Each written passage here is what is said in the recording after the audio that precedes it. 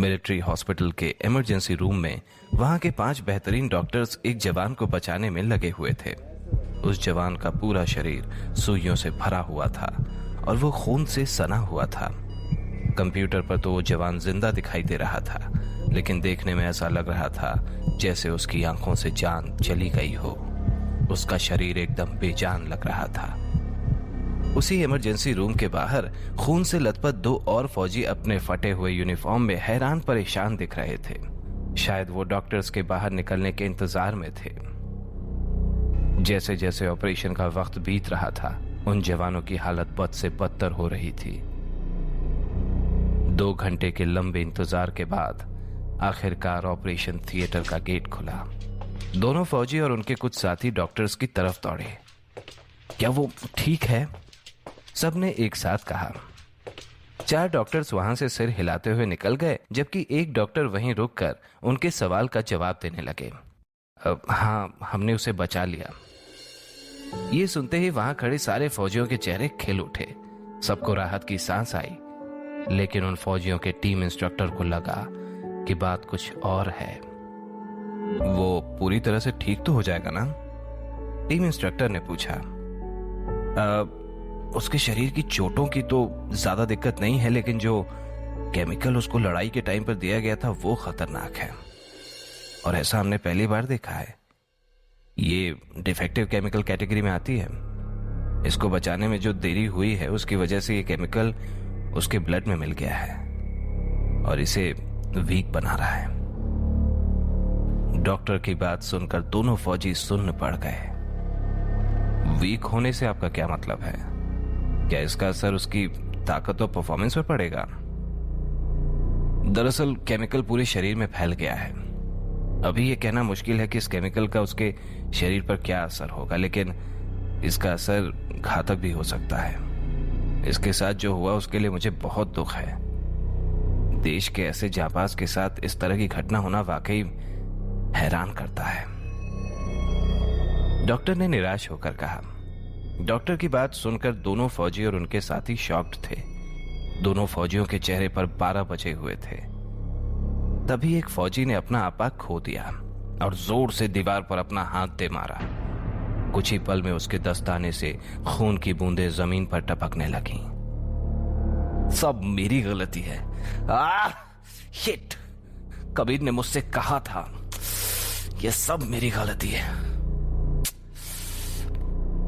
वो अपनी बात कंप्लीट कर पाता कि उससे पहले ही टीम इंस्ट्रक्टर ने उसका कॉलर पकड़ लिया और उससे कहा, मैंने तुम्हें ये कितनी बार कहा है कि कबीर की ऑर्डर बिना सवाल किए मान लिया करो। और यह ऑपरेशन कोई आम ऑपरेशन नहीं था। फॉलो ऑर्डर्स, ये 2 शब्द तुम्हारी बुद्धि में नहीं आते क्या? मैं बस जीत की खुशी में वहां से कुछ लेना चाहता था। मुझे बिल्कुल नहीं पता था कि वहां कुछ लोग जिंदा बचे हैं। इसी बीच चेयर पर बैठे सीनियर ऑफिसर ने पूछा, आखिर वहां हुआ क्या था? बताओ मुझे। दूसरे फौजी ने दीवार का सहारा लेते हुए धीरे से कहा, कबीर ने हमें वापस लौटने को कहा, और जब विशाल वहां से कुछ लेने गया तो तभी एक साइंटिस्ट वहां उस केमिकल का इंजेक्शन लेकर विशाल पर अटैक करने लगा। कबीर विशाल को बचाने गए और वो केमिकल का इंजेक्शन उनको लग गया। ये सुनते ही सीनियर ऑफिसर ने विशाल की तरफ देखा और चिल्लाते हुए कहा, इस गिल्ट के साथ कैसे रह पाओगे तुम? मैं बस कबीर को ठीक देखना चाहता हूं। विशाल को सिर्फ कबीर की चिंता थी। इन सब बकवास का कोई फायदा नहीं। जाओ अंदर जाओ और देखो कि वो ठीक है कि नहीं। डॉक्टर ने दोनों को चुप कराते हुए कहा, जिसकी बात सुनकर दोनों फौजी हिम्मत करते हुए कबीर के कमरे के अंदर तक गए। क्या वो अभी भी मिलिट्री इंटेलिजेंस ब्यूरो ज्वाइन कर सकता है? टीम इंस्ट्रक्टर ने सीनियर ऑफिसर से पूछा। सीनियर ऑफिसर का जवाब झिझक भरा था। ये मिशन तो ठीक गया और हमने उनका रिसर्च पेज भी खत्म कर दिया, लेकिन डॉक्टर की माने तो कबीर अब फिजिकली उतना काबिल नहीं है। और तुम तो जानते ही हो कि मिलिट्री इंटेलिजेंस ब्यूरो में हम सिर्फ बेस्ट ऑफ बेस्ट को ही लेते हैं। वैसे इतना भी निराश होने की बात नहीं है, अभी उसकी ताकत की टेस्टिंग भी होगी। और तुमने तो 3 लोगों का नाम दिया था ना, मिलिट्री इंटेलिजेंस ब्यूरो के लिए? उनमें से 2 मिशन पास कर चुके हैं, तो उनका मिलिट्री इंटेलिजेंस ब्यूरो में जाना तय है। टीम इंस्ट्रक्टर सीनियर ऑफिसर की बात से खास खुश नहीं था। उसी वक्त विशाल, जो कि कमरे के दरवाजे से चिपक कर इनकी सारी बातें सुन रहा था, वो रो पड़ा। दूसरा फौजी भी इस बात को समझ गया था। वो कबीर को कंबल उठाते हुए उसी के बगल में बैठ गया। उसके पास कहने को कुछ था ही नहीं, कहता भी क्या। आखिर उसने विशाल को इस बात पर पहले ही 2 थप्पड़ लगा दिए थे। अगले दिन कबीर फिजिकल एग्जामिनेशन रूम के बाहर अपने रिजल्ट का इंतजार कर रहा था। वो चुपचाप अपना पसीना पोंछ रहा था। विशाल भी उसी के साथ शांत खड़ा था। क्या होगा अगर रिजल्ट की वजह से तीनों अलग हो गए? इन 3 लोगों की टोली आर्मी के ज्वाइनिंग के पहले दिन से ही थी। अगर कबीर चला गया तो कुछ भी पहले जैसा नहीं होगा। तभी एग्जामिनेशन रूम से एक आदमी हाथ में फोल्डर लिए कबीर की तरफ आया और उसने कहा, रिजल्ट अच्छे नहीं हैं, सुनना चाहोगे? आखिर कबीर था तो फौजी ही। चेहरे पर मुस्कान लिए हुए उसने कहा, जरूर सर। उसकी आवाज में कॉन्फिडेंस साफ झलक रहा था। तुम्हारी पावर, स्पीड, ताकत, हर चीज में बहुत बड़ी गिरावट है। कबीर सबसे बेस्ट सोल्जर्स में से एक था और अब उसकी ताकत और तेजी दोनों ही किसी आम आदमी जितनी ही हो गई थी। किसी के पास इतनी हिम्मत नहीं थी कि वो उसे बता पाए कि अब वो मिलिट्री इंटेलिजेंस ब्यूरो को ज्वाइन नहीं कर पाएगा। उस आदमी की बात सुनने के बाद भी कबीर के चेहरे पर हंसी ही थी। लेकिन एक फौजी की हंसी के कई मतलब होते हैं। सबके जाने के बाद विशाल से रुका नहीं गया और वो वहीं पर रोने लगा।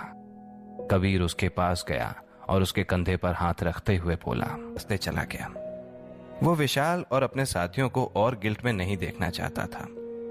सभी ने मिलिट्री इंटेलिजेंस ब्यूरो में ज्वाइनिंग के लिए बहुत मेहनत की थी और वो भी कई सालों तक। वो नहीं चाहता था कि उसके साथी उसकी वजह से मिलिट्री इंटेलिजेंस ब्यूरो छोड़ दें। कबीर के पिता राजवीर शेखावत उसके बचपन से ही रोल मॉडल रहे हैं। मिलिट्री इंटेलिजेंस ब्यूरो में जाना सिर्फ उसका नहीं, उसके पिता का भी सपना था। वो अभी तो यहां से जा रहा था, लेकिन ये उसके आर्मी करियर का अंत नहीं है, बल्कि ये तो एक नई शुरुआत की शंखनाद है। कबीर MIB के लिए वापस आएगा। कबीर के अंदर का फौजी सिर्फ एक एक्सीडेंट की वजह से उसे अपना सपना छोड़ने नहीं दे सकता था। जैसे ही कबीर मिलिट्री कैंप के गेट तक पहुंचा, उसने एक आखिरी बार अपने बेस कैंप की ओर जी भर के देखा। उसने इस जगह पर अपनी लाइफ के सबसे बेहतरीन लम्हे बिताए थे। तभी अचानक कबीर की नजर सड़क के किनारे लगी हुई होर्डिंग पर गई, जिस पर एक फिल्म का पोस्टर लगा था। फिल्म के पोस्टर में मशहूर बॉलीवुड एक्ट्रेस जेनिफर एक बेहद खूबसूरत राजकुमारी के गेटअप में थी और ऐसा लग रहा था मानो वो कबीर को ही घूर रही हो। ये देखकर तुरंत कबीर की आंखों की पुतलियां फैल गईं, जिसे टीम इंस्ट्रक्टर ने तुरंत ही पढ़ लिया। ये तो फेमस एक्ट्रेस जेनिफर है ना? तुम जानते हो इसे? टीम इंस्ट्रक्टर ने पूछा।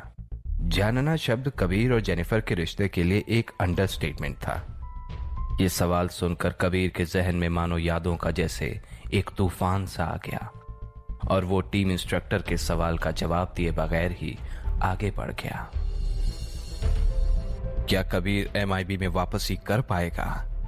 कैसी रहेगी उसकी MIB के बाद की जिंदगी? जानने के लिए सुनते रहिए शो सीक्रेट फौजी।